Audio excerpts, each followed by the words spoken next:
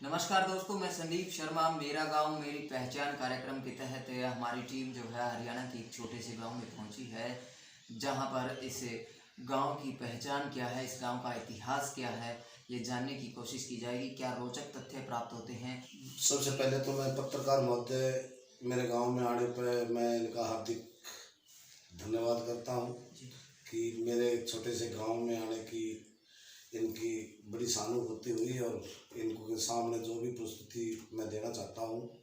पहले तो मैं सभी ग्रामवासियों का तहे दिल से धन्यवाद करता हूं कि इस गांव में मैंने जन्म लिया और इन लोगों ने मुझे सरपंच के काबिल बनाया और गांव में विकास कार्य करने के लिए तत्पर हूँ और निरंतर सम्मान से पूरे गांव में काम किए हैं।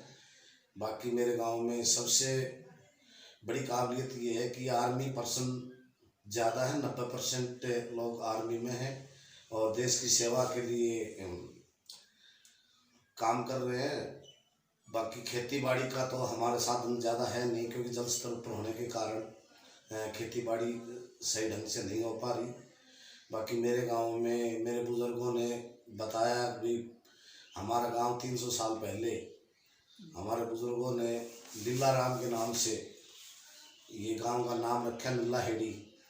और नीला हेड़ी गाँव में बुज़ुर्गों ने बताया कि हमारे गांव में पहले अच्छी खेती भी होती थी और सारे काम बहुत ही अच्छे हो रहे थे, लेकिन अब जल स्तर होने के कारण खेती तो सही ढंग से नहीं हो पा रही, क्योंकि लोग बाग धान ज़्यादा बोने लग गए और ये धान ना बोएं तो खेती और भी अच्छी हो जाएगी।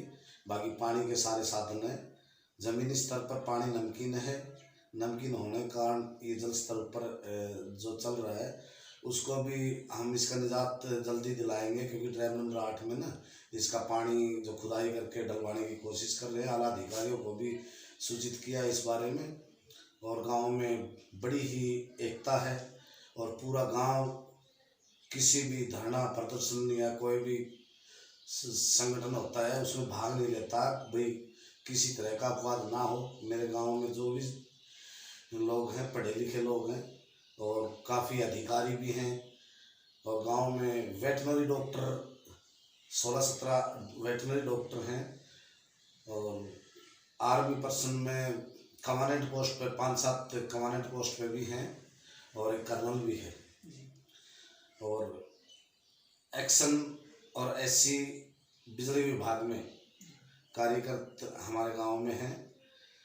और गांव की गलियां हैं, कुछ कच्ची गलियां हैं, 2-4 गलियां हैं जो कच्ची हैं, बाकी तो सारी गलियां पक्की बना दी गई और पानी की व्यवस्था सुचारू रूप से चलाई हुई है। गांव में किसी तरह की कोई दिक्कत नहीं है पानी की। बाकी बुजुर्ग जो भी बात कहते हैं उनका हम सम्मान करते हैं। और गांव में काफ़ी लंबे चौड़े तालाब हैं और राधा कृष्ण मंदिर के नाम से हमारा प्राचीन मंदिर है और हमारे यहाँ से दूर दराज से लोग आते हैं। एक एलर्जी का जोड़ है जो नंदा बाबा का जोड़ के नाम से पुकारा जाता है और यहाँ जो भी श्रद्धालु अपनी श्रद्धा से आते हैं, कितनी भी बड़ी एलर्जी हो और यहाँ ठीक होकर जाते हैं। सबसे बड़ी मान्यता ये है कि लोग बॉम्बे तक के लोग यहाँ पर आकर के इस एलर्जी के जोड़ में नहाते हैं और वो ठीक भी होते हैं। तो इसके अलावा पहचान जो है पुरानी धरोहर वो क्या है। पहचान पुरानी धरोहर है, जोड़ है और दादा भैया के नाम से जो पुरानी धरोहर है, देवताओं के नाम से दादा भैया के नाम से प्रसिद्ध है।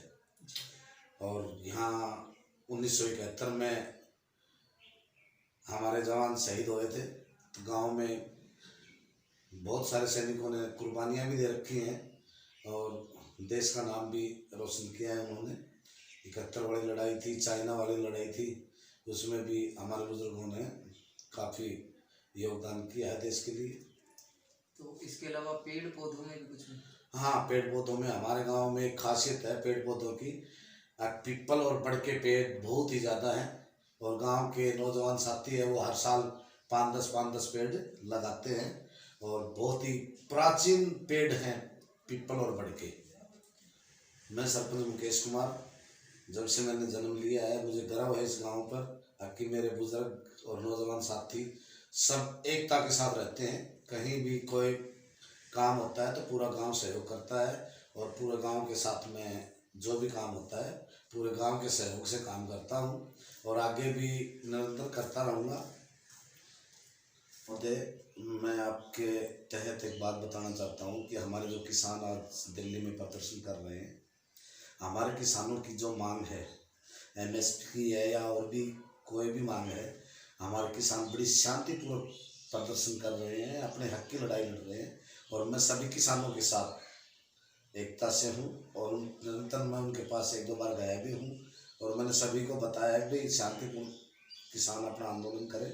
और अपने हक की लड़ाई के लिए मैं मोदी जी से रिक्वेस्ट करता हूं कि हमारे किसानों की तुरंत ये मांग पूरी करें, ताकि सर्दी का टाइम है, सर्दी के टाइम में हमारे किसान बीमार ना हो और इनके हक की जो लड़ाई है उसको शांतिपूर्वक सुन के, और ये बहुत बड़ा संदेश दे हमारे प्रधानमंत्री जी।